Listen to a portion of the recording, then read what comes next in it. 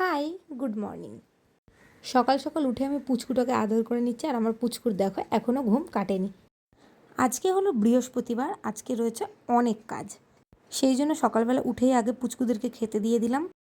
তারপর আমি শ্যাম্পু করে স্নান করে চলে এসেছি, আর প্রথমেই বসিয়ে দিলাম বিট গাজরের তরকারি। কালকে রাত্রে পুচকুদের খাবার বানাবো বলেও বিট গাজরটা কাটছিলাম বলে আমারটাও একেবারে কেটে নিয়েছিলাম, আর ধৈর্য ছিল না বলে যেমন তেমন একটা শেপের কেটেছি। তারপরে মিশো থেকে ফট করে একটা পার্সেল চলে আসলো, আর পার্সেলটা তো না খুললে আমার মনে একদমই শান্তি হবে না, তাই পার্সেলটা খুলে নিলাম। ঘরে পরার জন্য আমি এখানে 5খানা এরকম গেঞ্জি অর্ডার দিয়েছিলাম, তো দেখলাম খুবই ভালো এসছে, আমার তো খুবই পছন্দ হয়েছে। নতুন কিছু আসলে সেটা না পরলে আমার মনটা কুচকুচ করে, তাই টুক করে একটা পরেও নিয়েছি।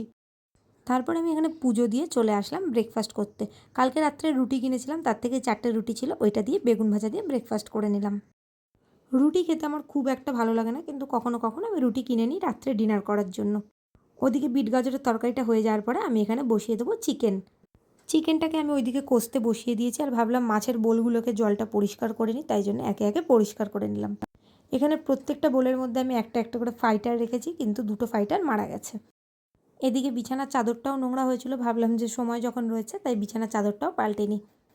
বিছানায় তো আমি খুব একটা পড়ে থাকি না, তাই জন্য বিছানা নোংরা হওয়ার তেমন কথাই নয়, কিন্তু আমার চালুরা সারা পশ্চিমবঙ্গ ঘুরে এসে 10বার করে খালি লাফিয়ে লাফিয়ে বিছানায় ওঠে। এই ফটোর এইটা খুলে পড়ে গেছিলো, আমি অনেক দিন ধরে পেরেক জোগাড় করার চেষ্টা করছিলাম, তারপরে যাই হোক একটা পেরেক পেয়েছি, তাই ফটোর এটা লাগিয়ে নিলাম। দেখো বিছানা রেডি করে পারিনি, আমার কুলফি এখানে পোজ দিয়ে বসে পড়েছে।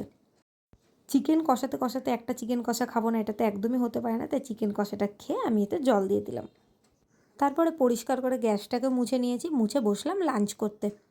কাল থেকেই প্ল্যান ছিল আজকে হাতিবাগানে যাব, তাই জন্য লাঞ্চটা তাড়াতাড়ি সেরে নিয়েছি। ব্রেকফাস্ট আর লাঞ্চের মধ্যে খুব একটা গ্যাপ ছিল না বলে তেমন খিদে পাইনি, কিন্তু যাই হোক না খেলে তো হবে না, তাই অল্প করে লাঞ্চ করে বেরিয়ে পড়লাম। হাতিবাগানে এসে বেশ কিছু আমার কেনার ছিল, টুকটাক অনেক কিছুই কিনে ফেলেছি আজকে। আর মেয়েদের মন কেনা হয়ে যাক বা না যাক, টুকটাক নাড়াঘাটা করতে বেশ ভালো লাগে। আজকে সকালে প্রায় বেলা 12টা অবধি বৃষ্টি হচ্ছিলো, এই জন্য আসতে পারবো কি পারবো না কোনো কনফার্মেশন ছিল না, কিন্তু বৃষ্টিটা কমে যাওয়ার পরেই আমরা বেরোলাম। এই জিন্সটা আমি নিয়েছি বলে একটুখানি ট্রায়াল দিয়ে দেখে নিলাম।